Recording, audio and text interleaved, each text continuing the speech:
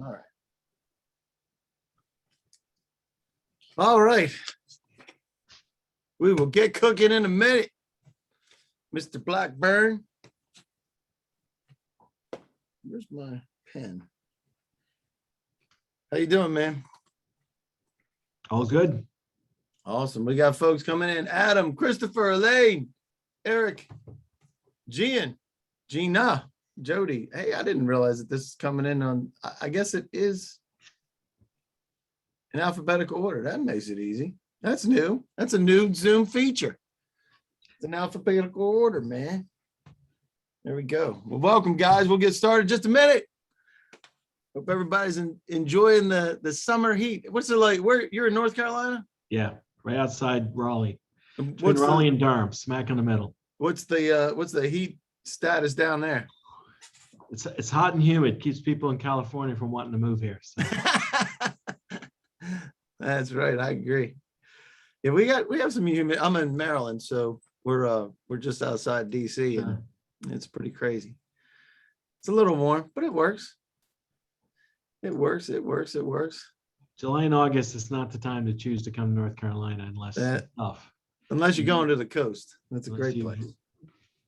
You've read some good Pat Conroy novels. And Got my you get the South. Got my NASA. I need my space mug. Wild stuff happening with the space things. That's pretty cool. All right. Well, let me make sure this is still working. Get this cooking. All right. I think we're in good shape. We'll go ahead and give everybody another couple of, maybe one more minute to get in there. Lynn is here. In fact, I saw your question, Lynn. That's awesome. We'll be talking about that in a minute. We have, who else we had? Erica, Eugene, Jeffrey, man, everybody, a lot of folks coming in. This is great. Awesome seeing everybody. Well, we'll go ahead and get started. So welcome to the R&D data collection protocols for all the data propeller heads out there. Apparently there's a bunch of them, Jamie, of which I are and you are one, apparently. I am. Ladies and gentlemen, Jamie Blackburn, he's the director of iAdvantage software. He's going to be talking about what's happening, get those data protocols working, because what happens on the front end affects the back end. Isn't that right? That's exactly right. And I'm Dave Lowe, your Gov Brief host. Glad that you guys decided to join us. And we got a ton of different agencies here that are represented. So we want to thank you for spending a few minutes with us. And we definitely want to make sure that that you are incorporated in this. And this is the best briefing ever. Alyssa says, one new thing, just one, Jamie, one new thing that applies to her work. Now it can't just be random, it has to apply to her work. And Paula from HHS, something I can use, for crying out loud. And Patricia from FEMA, I walk away smarter about better use of data. Love it. Craig from DHS, it solves all of my data issues. Craig, what kind of budget you got there, man? We can solve all your data issues. I promise you. Just have the right budget. Stephanie from DHS, the real issues were addressed with answers that would actually help the situation. Hopefully we'll be able to meet some of those for that today. Please address from the VA, from Adam, can veterans access this platform outside the VA firewall at home to complete questionnaires? I do believe the answer to that is what? Yes. Yes. Gary from EPA, on-prem system requirements. What are the on-prem system requirements? Most of the time you're where are you operating from? We're actually in the cloud right now, but it's still the basics of Oracle and web. So yeah, it's going to be an easy thing for us to transition. There you go. Love it. Stephen from BEP, what are the best practices for data structure in an analytical R&D lab by analyst, by instrument, by project, by date, or combo of those? Great question, Stephen. And I'm sure that Jamie's going to want to talk to you offline about that one. But Lynn, as I mentioned, welcome him earlier. Lynn, compliance and research efficacy. Very important, correcto? Yes. Hang on. Oh. Didn't remember to do the do not disturb. Anyhow, so yeah, so compliance and research efficacy, big problem, correct? Correct. That's where our bones were started from. That's how That's we right. got this whole thing moving. Got it. And Cherry from the VA, how data fields are defined and checked. Love that. We'll talk a little bit about that. And Angelina from VA, how can we set up the local IRB R&D for successful quick acceptance beyond an effectively designed protocol? I am sure that Jamie's going to want to talk about that. Well, if we don't answer that here, where will we answer that, Jamie? Right after. Right after. We'll make sure you get that. Absolutely. So real quick introductions. We'll give you a little introduction on iAdvantage, where they came from, talk about the briefing controls, as well as your challenges. A lot of challenges with data and big data, because the more data you got, the more challenges you got. So we're talking about the effective design framework, and that is exactly the process, because good data in the beginning means what, Jamie? Good data has good results. That's right, baby. So what is the Estudy Platform? That's what we're going to be reviewing today, and maximizing your data flexibility, integrity to go exactly with what I think it was Angelina that mentioned that about all the flexibilities there. And then we'll get into some Q&A with you guys and recommended action steps, procurement options, and all those types of things. Session docs.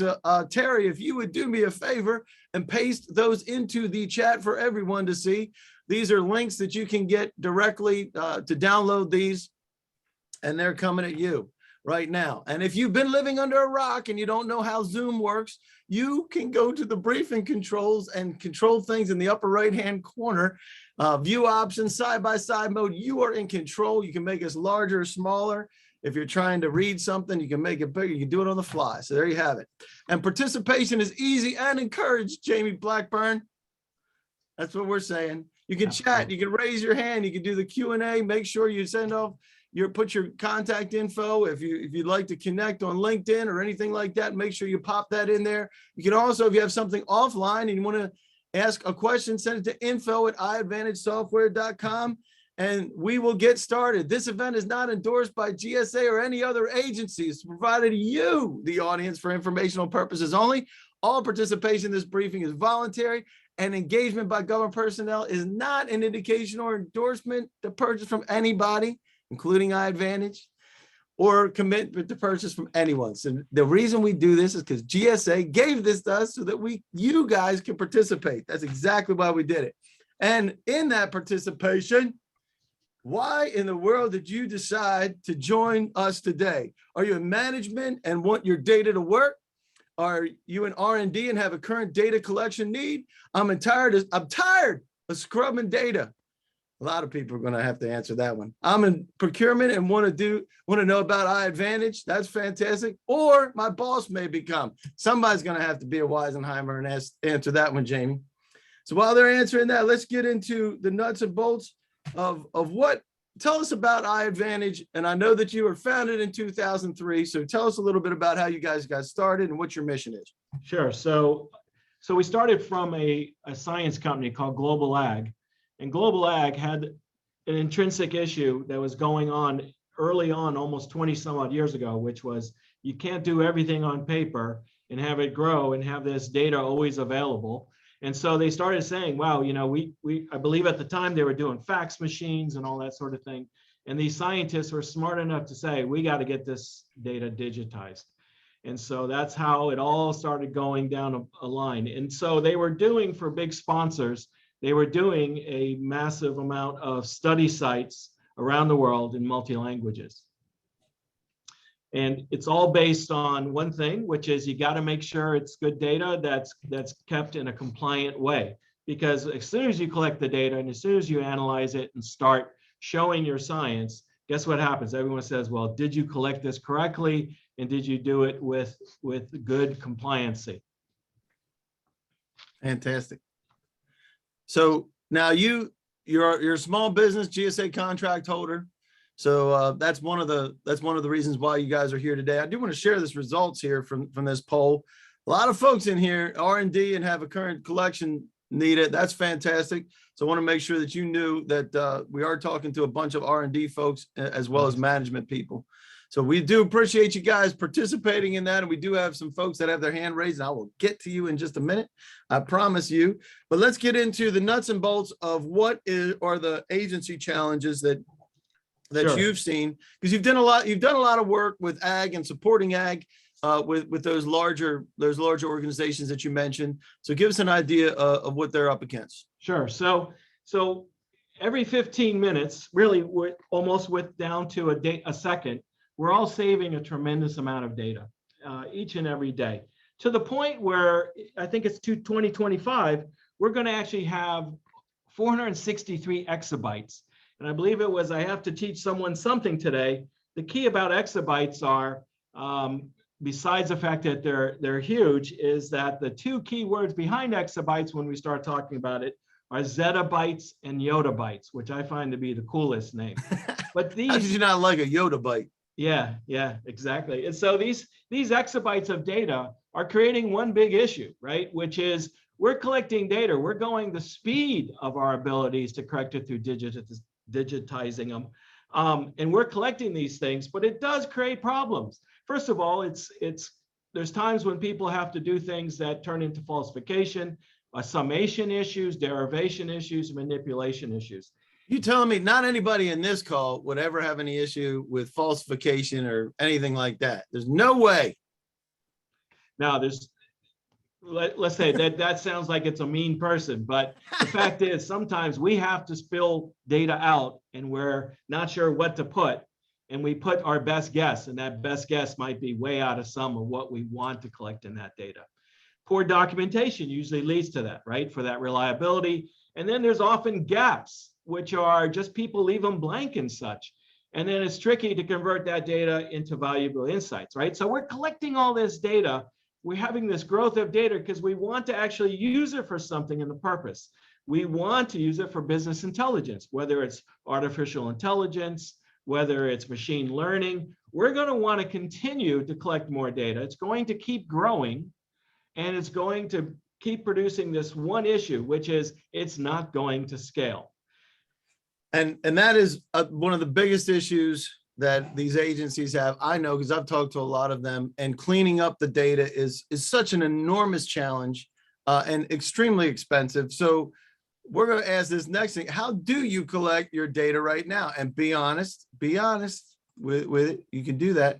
Is it just a spreadsheet, send the stuff around? Do you have paper forms? You're mentioning faxes. I am old enough to remember that technology as well, Jamie. Yep. As well as phone, email, survey tools. Look at that. A lot of honest people, spreadsheets. Love it. Some people are using survey tools and professional survey contractor, and we've worked with those folks too. And I tell you, it goes back to the main driver of this is the design work up front means better results on the back end, right, Jamie? That's exactly right. And that's what we're going to be talking about more than anything. A lot of folks doing spreadsheets. Fantastic. Love it, love it, love it. Love it, love it. Spreadsheets is where it's kind of where we started here. People were collecting on spreadsheets for even in the early days. So paper, spreadsheets. You know, the great thing about spreadsheets are it's easy to do and it's easy to get set up, and you can put your columns and rows and you're ready to go. Yep. The bad news is later on when you have to put it into some format and get it all summarized correctly, it becomes tougher because some guy didn't listen, or worse yet, the dude that likes Excel might not like the way you set it up and did something different. And reformulate the column. That's man, it's fantastic. So there you go. Another 3 seconds to vote. It's painless, ladies and gentlemen. 2, 1, and boom. Here we go. Take a look at this, Jamie. Look at that. Spreadsheet. Love it. And that is exactly why we wind up having some challenges with data. And to talk about the effective design framework, because you have a system that's built around that, but your foundation, scientific methodology, what does that mean? So because we were founded by scientists and doing science, they had to come up with a methodology that fits. And of course, in the scientific methodology, it's pretty straightforward. You have to start with asking a question. You always start with asking questions. You're going to do some research about what you think those questions could result in, even though there might be unknowns. Then you're going to formulate your hypothesis on how you're going to get all this together, and then you're going to collect. Now, at that point, it seems simple. We're very good at getting it from the beginning of asking the question to actually having people in the field. And we're going to talk a lot about how great our product deploys or how great our product becomes available to those people who have to answer those questions. But that's just the beginning, because then you're going to come back and be able, you're going to have to report to your boss, because the first time it happens when you start collecting data is they're going to start saying, so how's it going? How are you doing right now? And in many cases, it means that you have to collect that good data. And we're going to talk about how our product actually makes people or keeps them in the line, so to speak, so they can't reformulate an Excel sheet or move column C behind D because it doesn't make sense to them. And in our case, it actually makes them collect the data, allows you to report it. It also reduces, of course, the two things that we're from the private industry.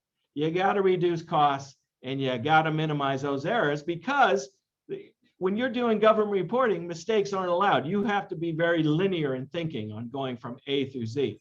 Right now, as we speak, there's 500 active data collections going on throughout the world.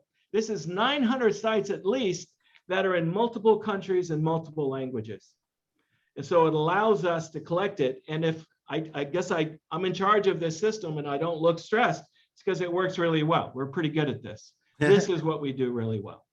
And that's fantastic. So the biggest thing, again, get it right in the design phase, no matter what systems you're using, right? If you get it right in the design phase and you lock it down appropriately and give the proper instructions, communication's huge, right? Getting the message out is that. So tell us about the eStudy platform, because that's what your expertise is working the eStudy platform. Tell us what that is, how it works, and then we can talk about how that applies to that scientific framework. Sure. So begin up in the big box in the middle. You'll see this is our platform. This is where we operate. This is right now in Microsoft Azure.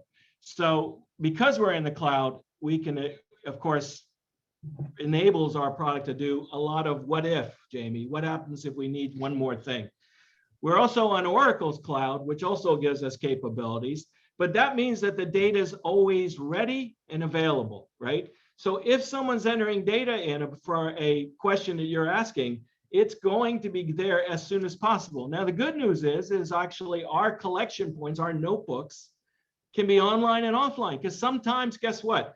We have such remote collection that oftentimes they're not online right away. There is no web everywhere. And so they're in the middle of, in our case, a scientific situation like a plot in the middle of a field, and they have to get the data collected, and then they have to walk back and send it to us. At that point, it comes back through the notebook, and it's now back in the system. And again, the notebooks coming in could come data from instruments. It could be they're putting it into it manually, or there could be exported from another system that they have that they want to be entered into these fields.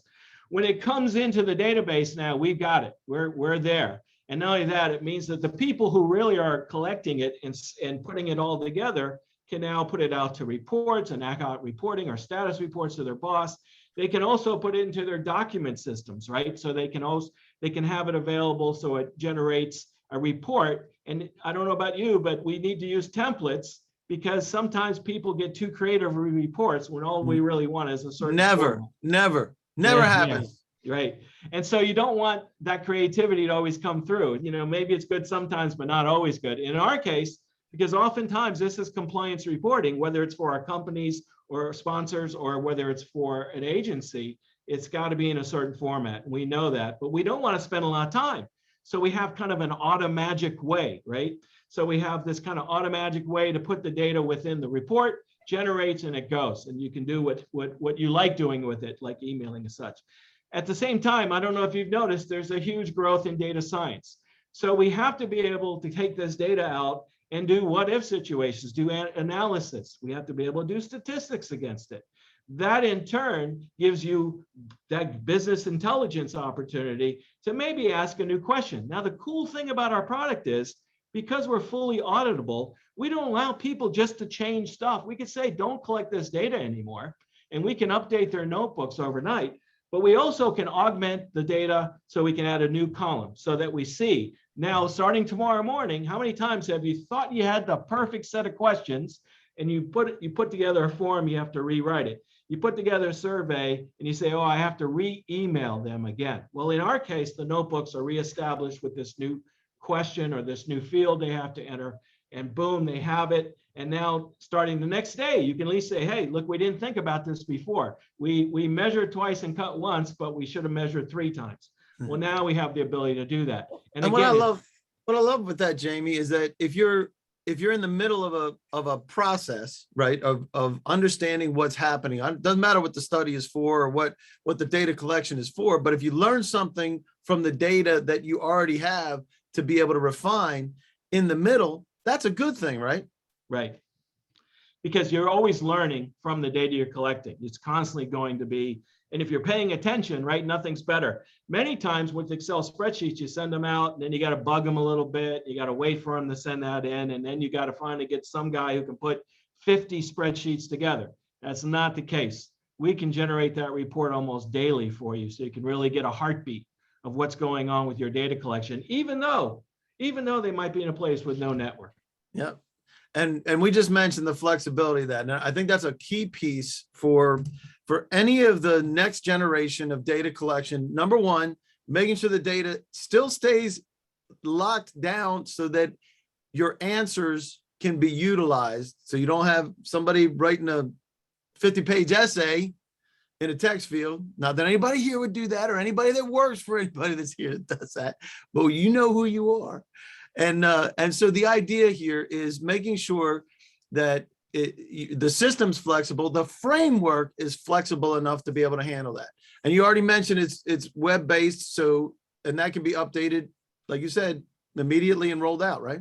That's right, right. Fantastic. So the notebooks will know whether or not they're online or offline. And these notebooks aren't our notebook. These aren't, they're iPads, and they're Apple iPads, they're Windows-based Surfaces, say, things that people work with in the field that have to be portable and mobile and such. Or it could be their PC, and we're good with that as well. So we support Windows as well. So it is web-based, and it gives us that advantage sitting in Azure, and all of that flexibility allows us to keep it current and be able to add and take away, but it really gives you that constants. And the constants is important. We call it data provenance. When you start collecting data and you're collecting it and you're analyzing it and you're managing and reporting on it, because we deal with science, they want to know where it came from. How did you get it? So if you make some brilliant end decision, at least you know how it began from the very get-go. Now, that's not often the case. I don't know how many times you've seen it where you see a graph and you go, where'd that come from? And everyone starts go, oh, wait, right? Now, science people get that, right? We've been putting documentation and footnoting our diagrams, where it came from, where it originated, who we refer to for years. And that's a real powerful function within our software capability. Because you started with scientific methodology, right? That's why. Right. That's right. And so you're already built in the right framework from the beginning. That's right. And currently, like, you do a lot of work right now with supporting studies for ag, right? That's right. And so sponsors who are doing genetic type testing, sponsors who are doing seeds, sponsors who are doing animal testing, those type of things. They can't afford to say, well, for us to scratch our heads, say, well, we think that came from over this way. It has to be very consistent and give them high confidence rate of collecting data. And you mentioned the auditability of that, and so that there's no way to go back and change something after it's been done. That's awesome. So when we're looking at, and there was a question, I don't know if there's a question, there's also folks that are saying that they use SharePoint Online for repository. That's great. It's another great, it's another collection tool that a lot of folks have access to. And again, making the framework work big, making sure that you lock that thing down and make it work. So we have a breakdown. There's a lot of words here, but we have eStudy Manager, the Notebook Manager, and eStudy Publisher, right? That's right. Those are the 3 key components of the platform. Again, the database runs on Oracle, the front end runs on Azure. Giving those architectures, we're able to expand and work with other people. So for instance, they often ask us, hey, can we get to our data our way? We don't even want to, we'd like to have the data a different way. So we have an API, for instance, in some cases for some of our customers who want them. All of those, if you look on the left, it talks about, first of all, our capability to maintain compliancy.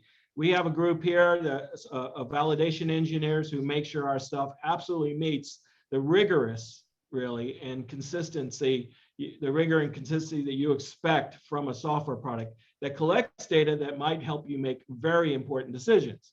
It's actually a great technique, and you see compliance growing through all the data collections because of that unknown we have to take away. So fantastic. So now, as far as the workflow, so one, you have the design, the collect and report, and all these can be, all this happens about as real time as it can possibly be, right?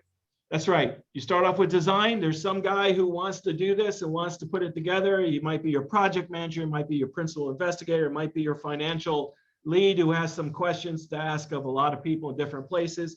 It could even be out in the field where you have to ask real people questions. You know, say they're coming out of an event and you want to get feedback from them. Well, it all comes from design first. You spend the time designing it. You then have the ability to put this out into the field, whether it's one, whether it's 10,000, whether it's in front of 12 countries, 4 different languages, that sort of thing. And you can generate it so it's available. And you can also time it, right? Oftentimes things are event-based, right? They're time-based. So I want it to start Monday. I don't want to start it when everyone looked at their emails. I want it to start Monday at 8 a.m. And then finally, you have to be able to see what's going on, take a heartbeat. I want to report on it. And then I want to compile all this data to report back to an agency the way they expect to be reported to. And to your point, that's immediately accessible by management if they see a trend or something that they're not getting what they want or expecting, right? They can make changes. The scientists that found this dealt with this very early on. That it would sometimes take days and weeks to get people to email back results. And you know, it's no one's fault. It just takes time to respond to things. But when you're entering it in and it's going on as soon as it finds a network, which, you know what, that's the one thing. But the great news, it's very passive in that if it doesn't find a network, it waits till it does and it uploads it then. So here's kind of the same view. So you start off in design. Again, you're measuring twice, 3 times, 4 times, and then you're going to generate those notebooks. When you generate the notebooks, the database starts to be aware of this whole concept of collection that you're going to do. Then you're going to put the notebooks out there. If you have, I don't know how familiar everyone in the audience is with Internet of Things, but there's going to be devices that collect data as well. And we are pretty, I guess you would say, ambiguous to whatever data it might be. You could come and ask us, hey, can you automate some of the data interface, or can you make it so we can upload it? And today we actually upload pictures, we upload weather graphs. Oftentimes it's even GPS coordinates. So we can do all those type things with that notebook. Well, this is now a gateway of all this data. So if people really do want to report something that doesn't fit any kind of norm, we can allow, the designer can allow that sort of thing, and it all comes back into the database. And then at that point, you can see where we talk about kind of the third point. You are now able to take the data as it stands, whether it's day 1 or day 300. You can put out your standard reports. You can look at the data. You can export your data to your analytics or into your statistical packages and go to town. Right? So the one thing you do know is that data is good. In fact, one of our key customers has always said the thing that he loves about it, even though he says it forces us to go down a path of good design, is the quality of data at the end. That's it. And that's the reason why there's so many challenges. And if you ask anybody that is dealing with scrubbing the data, because we talked to a lot of folks doing that as well, and there's an immense challenge with being able to organize that data from disparate places and being able to make the design work for you. And just by curiosity, if somebody wanted to ask you to review their kind of mindset, how much does it cost to talk with you for a few minutes to say, hey, are we going in the right direction? We'll do it. Nothing. How you like that? So in this instance, we're talking about a specific case study that you guys are doing with EPA and USDA information that's going to those reports. tell us how that works, because we'll Sure. talk about some of the other agency questions that we had at the front end, because a lot of those folks came from the VA. They're not doing seeds and they're not doing bio stuff, but we're going to talk about that in a minute. So let's talk about So what this is what kind of the framework. founding of our company. We had to do all these data interfaces. So we had to get data from analytical labs that are looking at perhaps genetic type of testing. We had to go to residue. We give them one of these one of these electronic interfaces, these notebooks, and they're able to give us these pieces and parts, right? Sometimes they actually want to track what things we're looking at, like the sample tracking. These might be a chemical or a seeds that are going out. Well, when you put all that together, there's actually people who are going to do this for you, and they're going to look and say, hey, there's this safety or efficacy of this plant is doing X. That biology site, that's a loaded area right there, by the way. That represents well over 20 plus that might belong to the sponsor, or it might be independents. It might be appointed by someone to look at these type things. And they're also giving you data. Now you can imagine you're like drinking from a fire hose if you're trying to collect this through some standard process with an Excel sheet. Then you have to take all that data and you're going to have to quickly build probably you would say a pretty complex report for like the EPA or for the USDA. They each have areas that care about certain data. Well, we have the data in there. So if you design it correctly, you're building it once and then reporting on it on a regular basis with each one of them. So you're able to say, hey, let's send the EPA report out for this month, say, or for this quarter. And you're not rebuilding a report. How many times have we all been caught in Word trying to figure out what font this is and what we're going to do? Well, those with our e-publisher, we take a lot of those problems away so that science, in our case, scientists can do it. But really, in any case, anyone who is worried about the data, where it's financial, logistics, they can do what they do best, which is collect the data, report on it correctly, and then move on to whatever next is on their list. You also have the ad hoc reports, of course, but like we said, we also have ability. We use our own product for ourselves so that we can actually do quality assurance all along because we're always checking it. And in this case, this is how Global Ag and our team started, the scientists started and saying, wow, we could really use a software product, and how they came up with eStudy 20 years ago.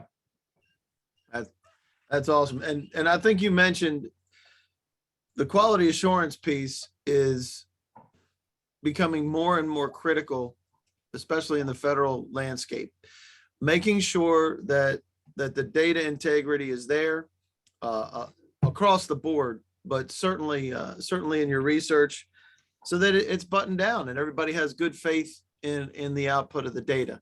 And Right. as you mentioned, this isn't just for ag. We're using the ag scientific methodology to show how this works, but we have a lot of folks here from VA, from FEMA, and different places where they have to collect immense amount of data to be able to feedback up through the management structure of their agencies. And this is the same methodology that can be applied so that the data is clean because the design is right on the front end. And then your output is good. Yeah, so we actually are trying to depict this picture really nothing more than it doesn't really matter who's using it. The same methodology works really well, and the same software base and platform could really provide beneficial, because I don't think you're going to stop collecting data. I think you're going to keep doing it. And as you collect data, you're going to want to reuse it and repurpose it, not say, I mean, who wants to go to their boss and say, well, we have to go back and recollect this because something went awry. No, you want a base. You want to keep growing it, and you want it under control. We're all dealing with tremendous amounts of data growth, but we're even dealing with how do we know what data we already have? All the data scientists, that's all they talk about nowadays, right? Is how are we going to organize, catalog, and keep track of all the data sources we have. And I know that it's a struggle for a lot of people. There's a lot of new principles coming out of how we should do metadata and how we should control it. These are all things we've dealt with, and we think we have a pretty good practice for at least the collection of the data. And I think that's what most of the folks here that are not in ag wanted to hear, is how that can help the data structure from the front end, helping them make sure that they get the good data in the back end. So we do have some questions that we're going to get to, and we asked this coming in already. Oh, hang on a second. I didn't realize I was sharing results that whole time. That's fantastic. Hold on. Here we go. When do you expect a data collection? And that is happening immediately. We have a bunch of folks that already said that this, but a lot of folks have an issue today that they're trying to solve. So go ahead and let us about that, and we will get to your questions right now. And I have a couple here. Jeffrey asked a question. The eStudy platform provides a way of interagency data sharing. Is this a common use? That's a great question. Because we're cloud-based, that actually wouldn't be a problem, but perhaps our diagram eludes that somehow we have some magic bean of connected. No, it's not. But because we are in the cloud, it would not be hard for us to do, to be that intermediary of if you needed to collect it between agencies. I can tell you right now, being in ag, you know, in the clinical world with human, you deal with the FDA, but in the ag world, we deal with the FDA, the EPA, the USDA, and I could probably keep going when I start talking about some of the European ones in private industry. So we know how to have, you know, use data many places, could kill many birds, one stone. That's fantastic. Hang on a second. I want to go back to some of the questions that were there earlier. We answered the question about, can veterans access this platform outside the VA firewall? And the answer is absolutely, yes. Absolutely. How do you deal with compliance and efficacy? You do that with a good design on the front end and locking it down so that there's audit trail, right? Locking it down, there's audit trail, and there's also good review. You know, one of the things is, because we're a software company associated with a science company, we can actually ensure that we're collecting data in the right way, in the proper way. Yep. So I want to make sure people know they can absolutely ask questions. Chat, raise your hand. We did have a hand raised a while back. Hold on a second. Sorry it took me so long to get there. Let me see if the hand is still raised. I don't see anybody with a hand raised right now. If we answer the question, great. We do have people asking a question about whether we can get the slides. The slides are there. Terry, if you can put them in again for the folks that came in late, that you can have access to the slides for the handouts. And this is being recorded so that you can play it over and over again and submit it to the award places out in Hollywood for the performance. But yeah, we can. You'll get a copy of those as well. And I'm going to close this poll down. I will let you know that there's a lot of folks that have an immediate need and some people that don't. So we'll make sure that you get conversations on those. Yeah. I'll make sure I stop the share results on those. All right. Any other questions before we jump on? Let's see here. Don't see anything there. There's one in the Q&A. 1 second. Is iAdvantage already approved on the VA SaaS Pass catalog? I don't know that's. We'll find out about that, Adam. That's a great question. I work on a research study with the VA and DoD data collection sites. Some data transfer techniques are approved by one agency, but not the other. I can't imagine that would ever be the case, Emily. And goes on to say, have you run into this issue? Do you have techniques and or security specification that will satisfy both agencies? Great question, Emily. I think that you probably want to talk about that with Jamie directly, right? Yes, that's exactly right. Yeah. Fantastic. Great questions though, because hey, and the going between agencies can be a challenge. Oftentimes in doing things in the history, when we've worked with some survey folks, just making the definitions align, create a problem. So welcome to interagency friendliness, right? That's right. All right. Great question, Emily. We'll make sure that Jamie reaches out to you as well. And we'll find out for you, Adam, as well. Who has any other questions, any other chat pieces? All right. So we will, let me do this real quick so I can go back to my slides. And we'll make sure you get what you need there. All right. So for folks, for the session takeaways, so that they have what they need, because we're going to get them out of here in just a couple of minutes. What do you got for them? Sure. So first of all, eStudy was built on the whole concept of a scientific methodology. Very much plan it, execute it, analyze it, and then go back and plan new stuff to get better stuff. Good design equals good data, and scaling bad data is not going to be very good in the future. If you continue to collect data and it's not good, it's just going to create more and more havoc. And that's a data scientist will tell you that's what they're living today. We've gotten so good, we have a lot of stuff that we have to either clean up or disregard. Yep. And or spend a lot of money to try to fix. Yes. You know, that's the key. And we see that on the back end, which is one of the biggest issues. And I don't care what it is that you do, the better you can get your data on the front end, the better it is on the back end. So as I mentioned earlier, you do not have to buy from any vendors, including iAdvantage. But if you want to reach out, that you are a small business, that's number one. Dunn's a cage coder there, GSA schedule holder. You can see the different SINs that are available there. And if you're from procurement and you need a particular set aside or there's a particular contract vehicle that is necessary, you guys can team with people. You do it all the time. Absolutely. Right. So I want to make sure you know about that. And for the folks who are asking questions about the presentation, it is being recorded, so you will get a copy of that. There'll be a recap email. It'll probably come out early next week. We reformat this, make it look nice, and we'll get that presentation out to you. You may even get one that's just the raw form just immediately, and then one that comes after that. But you will get that, and we'll have the ability to reach out to Jamie and his crew one-on-one to talk about whatever specific requirements you have and get you the right information that you need so that you can get to where you want to go. And we're doing this. It's 11:39. We did it in 40 minutes, Jamie Blackburn. All right. So there you go. We really appreciate you guys joining us. If you have any additional questions, feel free to shoot those to either one of us, preferably Jamie, because he knows what he's talking about. And you are welcome to reach out to him directly as well. Any parting comments for the folks that joined us? No, just thank you, everybody. Thank you for considering. Yep, we appreciate you guys being here. Hopefully it was beneficial, and we will see you next time. We will enjoy the rest of the summer heat down there in North Carolina, Jamie. All right. All right. Thanks, man. Good stuff. Appreciate it.